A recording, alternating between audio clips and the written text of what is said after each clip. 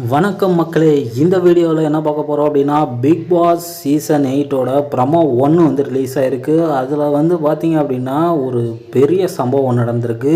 ஆக்சுவலாக எல்லாமே பிஆர்னு வெளியே எல்லாமே பேசிட்டு கதறிட்டு கிடந்தாலுமே பிக் பாஸே அது வந்து நோட் பண்ணியிருப்பார் போல். நோட் பண்ணி உள்ளே வந்து ஒரு டாஸ்க் மாதிரி கொடுத்துட்டாரு. வெளியே வந்து யார் பிஆர் டீம் வந்து ஹெவியாக ஒர்க் பண்ணுதுன்னு நீங்கள் நினைக்கிறீங்க அப்படின்னு சொல்லிட்டு இதை சொன்ன உடனே எல்லாருமே பயங்கர ஷாக்கு. என்னடா அது இப்படி ஓப்பனாக பேசுகிறாங்களே அப்படிங்கிற மாதிரி தான் எல்லாருமே ரியாக்ட் பண்ணியிருப்பாங்க போல். சரி, ஓகே, யாரை பேரா சொல்ல போகிறாங்க அப்படின்ட்டு ஓப்பனிங்லேயே போய் பார்த்தா விஜய் விஷால் வந்து சொல்கிறாரு. இது மாதிரி சௌந்தர்யா அப்படின்னு சொல்லிட்டு ஆரம்பிக்கிறாங்க. மேக்ஸிமம் எல்லா ஹவுஸ்மேட்ஸுக்குமே தெரிஞ்சிருக்கு சௌந்தர்யா பிஆர் டீம் வந்து பயங்கரமாக ஒர்க் பண்ணுது அப்படின்ட்டு. ஏன் அப்படி சொல்கிறேன்னா, அவங்க எந்த எஃபர்ட்டுமே போடாமல் இவ்வளோ தூரம் வராங்கன்னா ஏதோ ஒரு பெரிய ரீசன் இருக்குது அப்படிங்கிறது ரொம்பவுமே இம்பார்ட்டன் தான். நேற்று கூட பார்த்துருப்பீங்க, இந்த ஆர்ஜே ஆனந்தி அவங்க ஏதோ ஒரு எஃபர்ட்டை போட்டிருக்காங்க. எல்லாருமே போனவங்க எல்லாருமே மேக்ஸிமம் வந்து ஒரு டாஸ்க் ஆகட்டும், ஒரு இதாக இருக்கட்டும், கான்வர்சேஷன் ஏதோ ஒரு எஃபர்ட்டை போடுறாங்க. ஆனால் இவங்க ஜஸ்ட் அந்த ரியாக்ஷன் மட்டுமே கேரி பண்ணி இவ்வளோ தூரம் வர்றதுனாலே மக்களுக்கு கொஞ்சம் டவுட்டாகவே இருந்துச்சு. அது இந்த ப்ரொமோவை பார்த்தோன்னே எல்லாருக்குமே அண்டர்ஸ்டாண்ட் ஆகிருக்குன்னு தான் நினைக்கிறேன். ஏன் அப்படின்னா, நீங்கள் ஃபஸ்ட்டு வீக் நோட் பண்ணியிருந்தீங்கன்னா தெரிஞ்சிருக்கும். யார் யார் நோட் பண்ணிங்கன்னு தெரியல.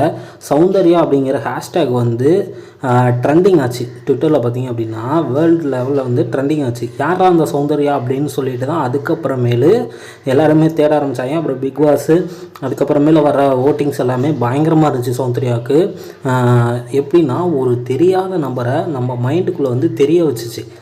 ஓகேவா? அதுக்கப்புறமேலு அவங்க ஓட்டிங்ஸ் பார்த்திங்க அப்படின்னா எப்போயுமே லீடிங் தான். ஸ்டார்டிங்லலாம் முத்துக்குமரனெல்லாம் பிலோவில் இருந்தார்.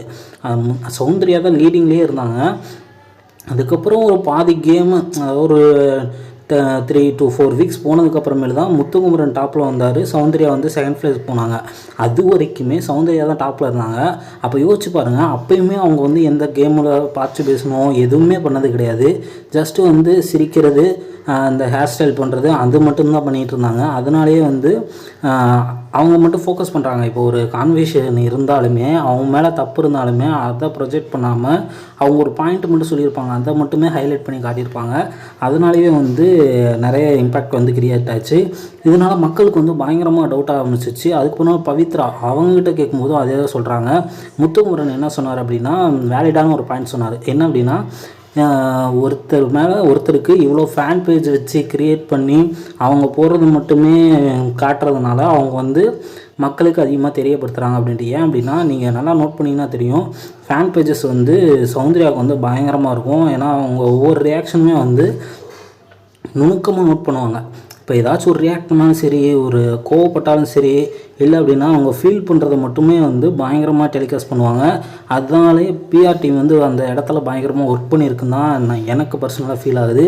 ஏன்னா ஸ்டார்டிங்லேருந்து இவ்வளோ தூரம், நான் 91 days எவ்வளோ திறமையானவங்களுக்கு இருந்தும் அவங்களுக்கெல்லாம் வாய்ப்பு இல்லாமல் இந்த மாதிரி ஒரு வெளியே ஆல் செட் பண்ணி வச்சுட்டு பண்ணுறது வந்து ரொம்பவுமே ஒஸ்ட்டுன்னு தான் நான் நினைக்கிறேன். ஏன் அப்படின்னா, இப்போ எல்லாருமே சொல்லலாம் எல்லாத்துக்குமே தான் ப்ரோ பிஆர் இருக்குது அப்படின்னு சொல்லிட்டு. எல்லாத்துக்குமே பிஆர் இருக்குது, இல்லை அது வேறு விஷயம். ஆனால் அவங்க ஏதாச்சும் பண்ணுறாங்களே.